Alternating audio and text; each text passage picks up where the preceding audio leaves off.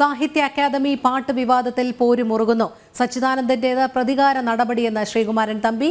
പാട്ട് നിരാകരിച്ച കാര്യം തന്നെ അറിയിച്ചില്ല. അവസരമുണ്ടാക്കി സച്ചിദാനന്ദൻ തന്നെ അപമാനിച്ചുവെന്നും ശ്രീകുമാരൻ തമ്പി ജനം ടിവിയോട് പ്രതികരിച്ചു. രണ്ടോ മൂന്നോ പാട്ടുകൾ അതിൽ നിന്ന് ഒരെണ്ണം ശിവാനന്ദ നമ്മൾ പറഞ്ഞു എഴുതിച്ചതാണ്. അപ്പോൾ അത് പരിഗണിക്കാതെ വയ്യ. അതോടൊപ്പം തന്നെ വന്ന പാട്ടുകളിൽ ചിലതുണ്ട്, അത് ചിലത് കൂടുതൽ കമ്മിറ്റിക്ക് കുറച്ചുകൂടി നന്നായിട്ട് തോന്നുന്നുണ്ട്. അപ്പോൾ ഈ പാട്ടുകളിൽ രണ്ടോ മൂന്നോ എണ്ണത്തിന് അതിൽ തിരഞ്ഞെടുത്ത് രണ്ടോ മൂന്നോ എണ്ണത്തിന് നമ്മൾ മ്യൂസിക് കൊടുത്ത് നോക്കിയിട്ട് ഒരു ഫൈനലായിട്ട് റിജക്റ്റ് ചെയ്യുകയാണെങ്കിൽ തീർച്ചയായിട്ടും അദ്ദേഹത്തെ അറിയിക്കും. അങ്ങനെ റിജക്റ്റ് ചെയ്തിട്ടില്ല. ഫൈനലായിട്ടുള്ള റിജക്ഷൻ വാസ്തവത്തിൽ ഉണ്ടായിട്ടില്ല. അതാണ് ഇപ്പോഴത്തെ ഒരു അവസ്ഥ. ശ്രീകുമാരൻ തമ്പിയുടെ കേരള ഗാനത്തിന്റെ വരികൾ ഒഴിവാക്കിയിട്ടില്ലെന്ന് സാഹിത്യ അക്കാദമി അധ്യക്ഷൻ കെ സച്ചിദാനന്ദൻ പറഞ്ഞ വാക്കുകളാണ് നമ്മൾ കേട്ടത്. പാട്ടിനെക്കുറിച്ച് അന്തിമ തീരുമാനമായിട്ടില്ലെന്ന് അക്കാദമി സെക്രട്ടറി CP അബൂബക്കറും പറഞ്ഞു. കൂടുതൽ വിവരങ്ങളുമായി അഖിൽ പാലോട്ട് മഠവും M മനോജും ചേരുകയാണ്. ആദ്യം നമുക്ക് M മനോജിലേക്ക് പോകാം. മനോജ്, സാഹിത്യ അക്കാദമി പാട്ട് വിവാദവുമായി ബന്ധപ്പെട്ട് എന്തായാലും അത് മനഃപൂർവ്വം ചെയ്തു എന്നാണ് ശ്രീകുമാരൻ തമ്പി ആരോപിക്കുന്നത്.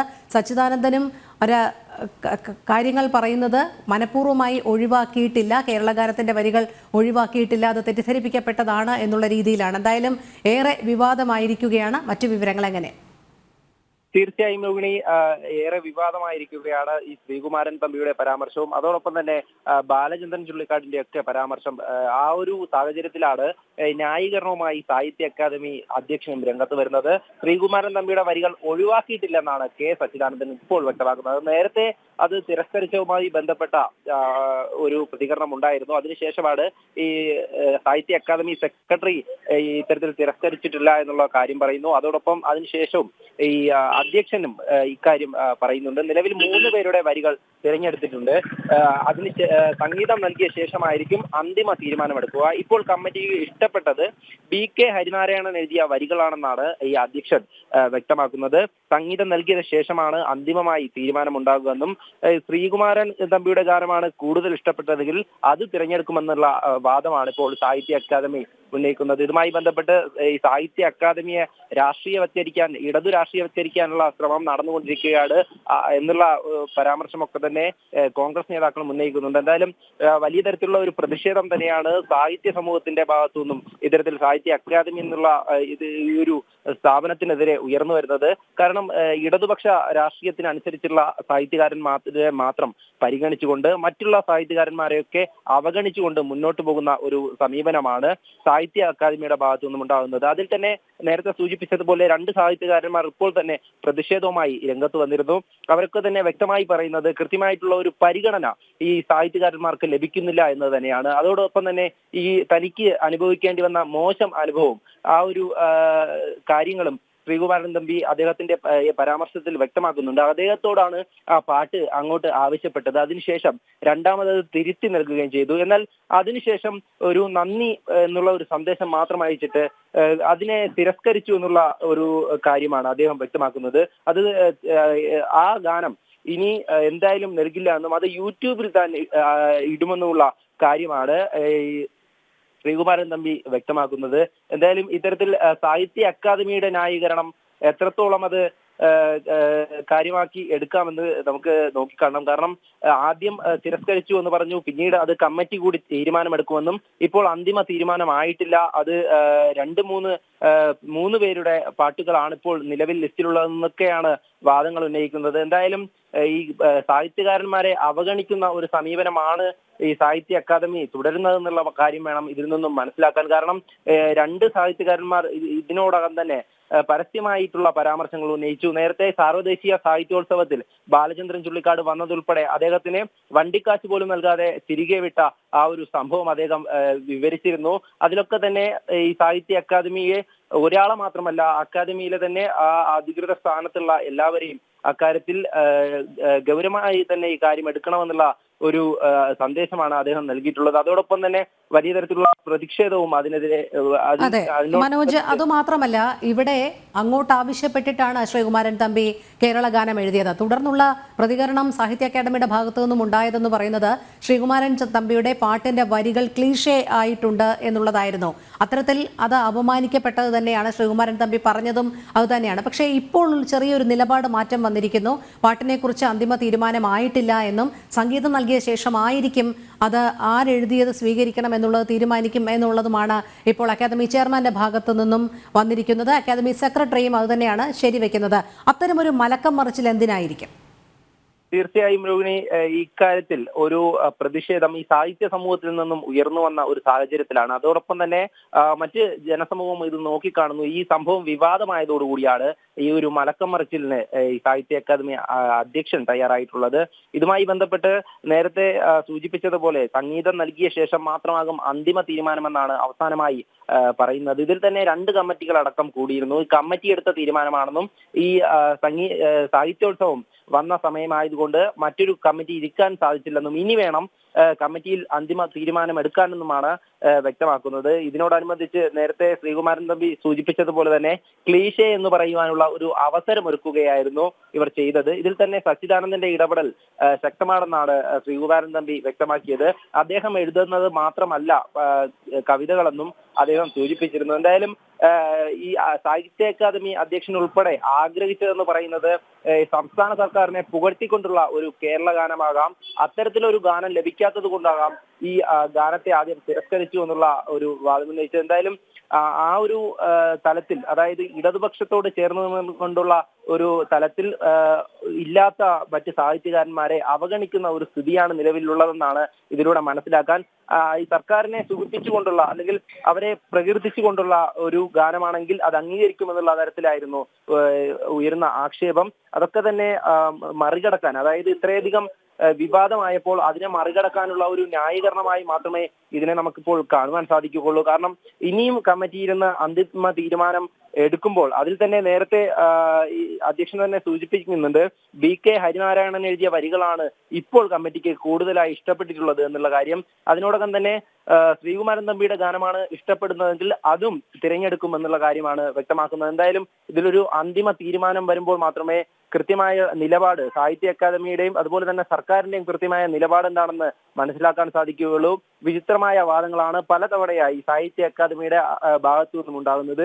എന്തായാലും സെക്രട്ടറി ആദ്യം ഒരു വാദം ഉന്നയിച്ചപ്പോൾ അധ്യക്ഷൻ മറ്റൊരു വാദമായിരുന്നു ഉന്നയിച്ചത്. അതിനുശേഷം ഇപ്പോൾ സെക്രട്ടറിക്ക് ഒപ്പം തന്നെ നിന്നുകൊണ്ട് അന്തിമ തീരുമാനമായിട്ടില്ല, ശ്രീകുമാരൻ തമ്പിയുടെ വരികൾ ഒഴിവാക്കിയിട്ടില്ല എന്നാണ് K സച്ചിദാനന്ദൻ വ്യക്തമാക്കുന്നത്.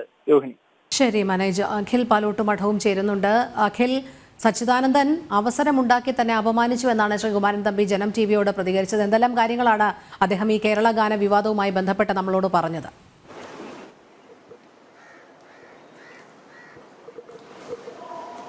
രോഹിണി, അതിരൂക്ഷമായ ഭാഷയിലാണ് സച്ചിദാനന്ദനും അബൂബക്കറിനും കേരള സാഹിത്യ അക്കാദമിക്കുമെതിരെ എഴുത്തുകാരനും ഗാനരചയിതാവുമായ ശ്രീകുമാരൻ തമ്പിയുടെ ഒരു പ്രതികരണം ഉണ്ടായിരിക്കുന്നത്. ആ പ്രതികരണത്തിൽ അതിരൂക്ഷമായ ഭാഷയിൽ തന്നെയാണ് നേരത്തെ മനോജ് സൂചിപ്പിച്ചതുപോലെ സാഹിത്യ അക്കാദമിയുടെ പ്രവർത്തന രീതികളെ പോലും ചോദ്യം ചെയ്യുന്ന രീതിയിലേക്കാണ് അദ്ദേഹത്തിൻ്റെ ചില വിമർശനങ്ങൾ ഉന്നയിച്ചിരിക്കുന്നത്. അദ്ദേഹം നമുക്ക് അനുവദിച്ച അഭിമുഖത്തിൽ അദ്ദേഹം പറയുന്നത്, സാഹിത്യ അക്കാദമിയുടെ ആൾക്കാർ തന്നോട് ആവശ്യപ്പെട്ടതിനു ശേഷം മാത്രമാണ് താൻ കേരള ഗാനം എഴുതാൻ തയ്യാറായത്. ആദ്യഘട്ടത്തിൽ തന്നോട് ആവശ്യപ്പെടുന്ന സമയത്ത് തന്നെ താൻ ചില കാര്യങ്ങൾ പറഞ്ഞ് ഒഴിഞ്ഞുമാറാൻ ശ്രമിച്ചിരുന്നു. ആ സമയത്ത് അബൂബക്കർ തന്നോട് പറഞ്ഞത്, താങ്കളല്ലാതെ മറ്റാരാണ് ഈ ഗാനം എഴുതാൻ കേരളത്തിൽ ഉള്ളത് എന്ന ഒരു തരത്തിൽ തന്നോട് ആവശ്യപ്പെട്ടതിനു ശേഷമാണ് താൻ ഈ തരത്തിലൊരു ഗാനം എഴുതി കൊടുത്തത്. പക്ഷെ ഇന്ന് തൻ്റെ ഗാനത്തെ ക്ലീശയായ വാക്കുകളാണ് തൻ്റെ എഴുത്തിൽ തൻ്റെ പാട്ടുകളിൽ താൻ ഉപയോഗിക്കുന്നതെന്ന സച്ചിദാനന്ദൻ്റെ വിമർശനത്തെ അതിരൂക്ഷമായ ഭാഷയിലാണ് ഇപ്പോൾ ശ്രീകുമാരൻ തമ്പി ഒരു പ്രതികരണം നടത്തിയിരിക്കുന്നത്. എന്തായാലും അദ്ദേഹം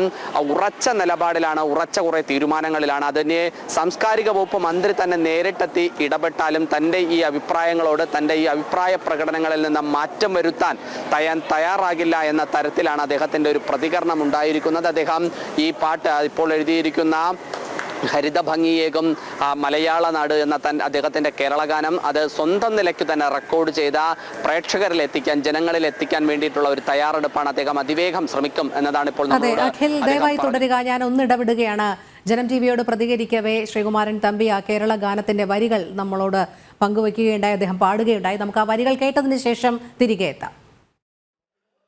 ഹരിതഭംഗി കവിത ചൊല്ലും എൻ്റെ കേരളം, സഖ്യഗിരിതൻ്റാളനയിൽ വിലസും കേരളം, ഇളനീരിൻ മധുരമൂറുമെൻ മലയാളം, വിവിധ ഭാവധാരകൾ തൻ ഹൃദയ സംഗമം.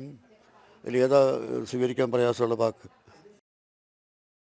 അഖിൽ, അദ്ദേഹം ജനം ടി വിയോട് പ്രതികരിക്കവേ ആ വരികൾ പാടുകയുണ്ടായി. ഇളനീരിൻ മധുരമൂറും മലയാളം, ഹരിതഭംഗിയേറുന്ന എൻ്റെ കേരളം എന്നിവയാണ് ആ വരികളിലെ ഉള്ളടക്കം. അതെങ്ങനെയാണ് ക്ലീഷയാകുന്നത്, അതിലെങ്ങനെയാണ് മലയാളിത്തമില്ലാത്തത് എന്നാണ് അദ്ദേഹം ചോദിക്കുന്നത്.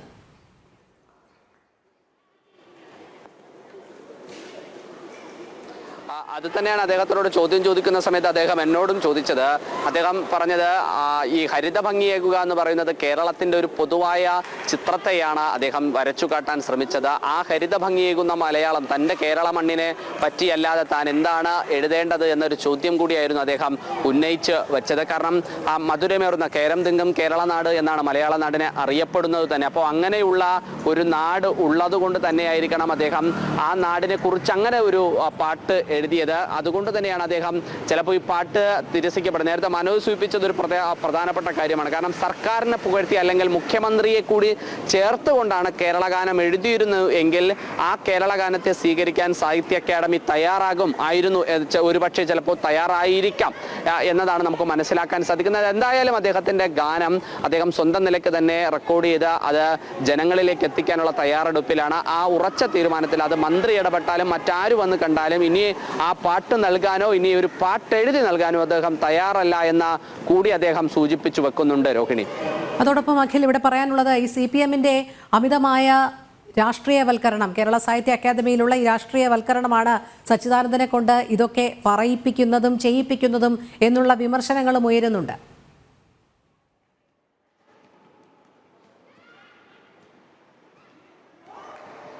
രോഹിണി, ആ തരത്തിൽ വിമർശനം പ്രതിപക്ഷ പാർട്ടികൾ ഉന്നയിക്കുന്നുണ്ട്. നേരത്തെ തന്നെ ചില കാര്യങ്ങൾ കേരളത്തിന്റെ പൊതുമണ്ഡലത്തിൽ ചില കാര്യങ്ങൾ ഉണ്ടാകുന്ന സമയത്തൊക്കെ സെലക്റ്റീവായിട്ട് മാത്രമാണ് കേരളത്തിലെ ചില എഴുത്തുകാർ, സാംസ്കാരിക നായകരൊക്കെ തന്നെ പ്രതികരണം ഉണ്ടാകുന്നത്. കേരളത്തിൽ ആ തരത്തിലുള്ള പ്രതികരണങ്ങൾ ഉണ്ടാകുമ്പോൾ തന്നെ കേരളത്തിലെ പ്രതിപക്ഷ സംഘടനകളൊക്കെ തന്നെ ഇത് സെലക്റ്റീവാണ്, രാഷ്ട്രീയവൽക്കരണമായിട്ടുള്ള പ്രവർത്തനമാണ് എന്ന ആരോപണം ഉന്നയിച്ചിരുന്നു. ആ ആരോപണത്തിന് കുറച്ചുകൂടി ആക്കം കൂട്ടുന്നതാണ് ഈ പ്രവൃത്തി എന്ന് നമുക്ക് മനസ്സിലാക്കാൻ സാധിക്കുന്നത്. കഴിഞ്ഞ ശ്രീകുമാരൻ തമ്പി തന്നെ ഒരു ഉദാഹരണം പറഞ്ഞത് അദ്ദേഹത്തിന് കഴിഞ്ഞ പ്രാവശ്യം ഒരു ഹിന്ദു കോൺക്ലേവിന്റെ ഒരു അവാർഡ്, ആർഷ ജ്യോതി പുരസ്കാരം ലഭിക്കുന്നുണ്ട്. ആ ജ്യോതി പുരസ്കാരത്തിന് അദ്ദേഹത്തെ തീരുമാനിക്കുന്നത് തന്നെ മുഖ്യമന്ത്രിയുടെ സാഹിത്യ ഉപദേഷ്ടാവായിട്ടുള്ള പ്രഭാവർമ്മ അടക്കമുള്ള ഒരു പാനലായിരുന്നു അദ്ദേഹത്തെ തിരഞ്ഞെടുക്കുന്നത്. അങ്ങനത്തിലൊരു അവാർഡ് വാങ്ങിയതിന്റെ പേരിൽ അദ്ദേഹത്തെ ഇതിനു മുമ്പും സാഹിത്യ അക്കാദമി ബഹിഷ്കരിക്കുന്ന തലത്തിലേക്ക് കാര്യങ്ങൾ കൊണ്ടുപോയിട്ടുണ്ട് എന്ന ഒരു വിമർശനവും അദ്ദേഹം ഉന്നയിക്കുന്നുണ്ട്. എന്തായാലും രാഷ്ട്രീയപരമായിട്ടുള്ള ഒരു ഇടപെടലൊക്കെ തന്നെ ചിലപ്പോൾ ഇതിൽ ഒരുപക്ഷെ ഉണ്ടായിട്ടുണ്ടാകാം. എന്തായാലും ഈ ഘട്ടത്തിൽ പ്രതിപക്ഷം ഇത് രാഷ്ട്രീയമായി CPM വൽക്കരിക്കുകയാണ് സാഹിത്യ അക്കാദമിയിലെ എന്ന ഒരു ആരോപണം ഉന്നയിക്കുന്നുണ്ട് രോഹിണി. അതെ, മനോജ് കൂടി ചേരുന്നുണ്ട്. മനോജ്, എന്തായാലും ഏറെ ഗൗരവതരമാണ് സാഹിത്യ അക്കാദമിക്കെതിരായ ഈ വിമർശനങ്ങളൊക്കെ തന്നെ. നേരത്തെ ബാലചന്ദ്രൻ ചുള്ളിക്കാട് ഒരു ആരോപണം ഉന്നയിക്കുന്നു, അത് പിന്നീട് അദ്ദേഹം അതിൽ ഖേദം പ്രകടിപ്പിച്ചിട്ടുണ്ട് എന്നാണ് ഇപ്പോൾ സച്ചിദാനന്ദൻ പറയുന്നത്.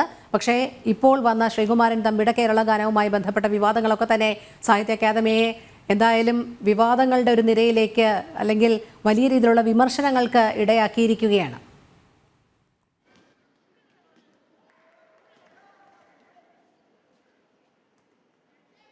മനോജിലേക്ക് എത്താം. മനോജ്, ഞാൻ പറഞ്ഞത് കേട്ടുവെങ്കിൽ മറുപടി. മനോജ്, എന്തായാലും സാഹിത്യ അക്കാദമിയെ സംബന്ധിച്ചിടത്തോളം വലിയ വിമർശനങ്ങൾക്ക് ഇടയാക്കിയിരിക്കുകയാണ് ശ്രീകുമാരൻ തമ്പിയുടെ കേരളഗാനം നിരസിച്ചതുമായി ബന്ധപ്പെട്ട്. അതിന് മുൻപ് നമുക്കറിയാം ബാലചന്ദ്രൻ ചുള്ളിക്കാടിൻ്റെ പരാമർശവും ഏറെ വിവാദങ്ങൾക്ക് വഴിവെച്ചിരുന്നു. എന്തായാലും ഈ അമിതമായ രാഷ്ട്രീയവൽക്കരണവും ഇതുപോലെ രാഷ്ട്രീയക്കാരെ പ്രീണിപ്പിക്കുന്നതിനുള്ള അക്കാദമി ചെയർമാന്റെ ചില സമീപനങ്ങളുമാണ് ഇത്തരത്തിലുള്ള വിമർശനങ്ങൾക്കും വിവാദങ്ങൾക്കും ഇടയാക്കുന്നത് എന്ന് പ്രതിപക്ഷ പാർട്ടികളും ആരോപിക്കുന്നുണ്ട്. തീർച്ചയായും രോഹിണി, സാഹിത്യ അക്കാദമിയെ രാഷ്ട്രീയവത്കരിക്കാൻ ശ്രമിച്ചുകൊണ്ടിരിക്കുകയാണെന്നതിന് ഉദാഹരണം തന്നെയാണ് ഇത്തരത്തിൽ സാഹിത്യകാരന്മാരെ അവഗണിക്കുന്ന ഒരു സാഹചര്യം. എന്തായാലും ഈ ഒരു വിഷയത്തിൽ പ്രതികരണവുമായി സാഹിത്യകാരന്മാർ തന്നെ രംഗത്ത് വരുമ്പോൾ അവരോടൊപ്പം ചേർന്ന് നിൽക്കാൻ ഈ പൊതുസമൂഹവും തയ്യാറാവുകയാണ്. കാരണം നേരത്തെ സൂചിപ്പിച്ചതുപോലെ ബാലചന്ദ്രൻ ചുള്ളിക്കാട് സർവ്വദേശീയ സാഹിത്യോത്സവത്തിൽ പങ്കെടുക്കാനായി എത്തിയപ്പോൾ അദ്ദേഹത്തെ മറ്റുള്ളവരിൽ നിന്നും, അതായത് മറ്റ് മിമിക്രിക്കാർക്കോ അല്ലെങ്കിൽ സിനിമാക്കാർക്കോ ഒക്കെ നൽകുന്ന പരിഗണന അതിൽ നിന്നും തികച്ചും വളരെ താഴെയായിരുന്നു അദ്ദേഹത്തിന് ലഭിച്ചതെന്നും കൃത്യമായി അദ്ദേഹത്തിന് വാഹനത്തിന് പോലും ഒരു പണം നൽകിയിട്ടില്ല എന്നുള്ള കാര്യമാണ് വ്യക്തമാവുന്നത്. വെറും 2400 രൂപ മാത്രമാക്കി അദ്ദേഹത്തെ ആ വിലയിൽ ഒതുക്കി എന്നുള്ള ഒരു പരാമർശമാണ് അദ്ദേഹം പരസ്യമായി തന്നെ സമൂഹ മാധ്യമങ്ങളിൽ കുറിച്ചിരുന്നത്.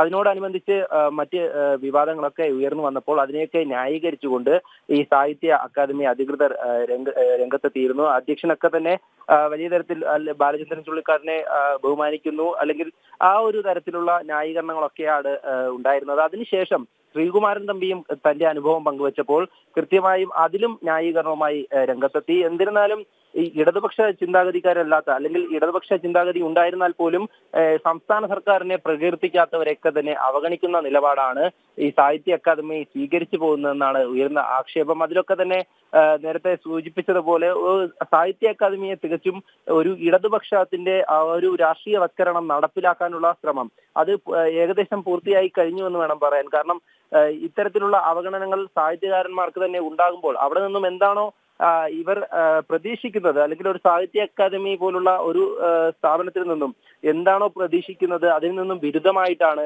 ഇപ്പോൾ പ്രവർത്തിക്കുന്നതെന്ന് വേണം മനസ്സിലാക്കാൻ. കാരണം ഇടതുപക്ഷത്തിന്റെ ആധിപത്യം ഈ സാഹിത്യ ലോകത്തെ തന്നെ ഈ വലിയ തരത്തിൽ ആ സാഹിത്യ അവഗണന നൽകിക്കൊണ്ടാണ് മുന്നോട്ട് പോയിക്കൊണ്ടിരിക്കുന്നത്. അക്കാദമി ഈ അധ്യക്ഷൻ ഉൾപ്പെടെ വ്യക്തമാക്കുന്ന കാര്യങ്ങളിൽ നിന്നും നമുക്ക് മനസ്സിലാവും. കാരണം ആദ്യം വ്യക്തമാക്കിയിട്ടുള്ള കാര്യം ഈ ശ്രീകുമാരൻ തമ്പിയുടെ ഗാനത്തെ തിരസ്കരിച്ചു എന്നുള്ള കാര്യമാണ്. അതിനുശേഷം അത് മലക്കം മറിച്ചിൽ ആവേണ്ടി വന്നു. കൃത്യമായും ഈ സെക്രട്ടറി ഉൾപ്പെടെ വിചിത്രമായിട്ടുള്ള വാദം ഉന്നയിച്ചു. അതിനുശേഷമാണ് ഇത്തരത്തിൽ ന്യായീകരണവുമായുള്ള ഒരു നടപടി. എന്തായാലും ഈ ഒരു സംഭവവുമായി ബന്ധപ്പെട്ട് വിവാദങ്ങൾ ശക്തമാവുകയാണ്. വ്യക്തമാണ് മനോജ്. സാഹിത്യ അക്കാദമി പാട്ട് വിവാദത്തിൽ പോരുമുറുകുന്നു. സച്ചിദാനന്ദന്റേത് പ്രതികാര നടപടി എന്നാണ് ശ്രീകുമാരൻ തമ്പി പറഞ്ഞത്. വിവരങ്ങൾ നൽകുകയായിരുന്നു അഖിൽ പാലോട്ട് മഠവും എം മനോജ്.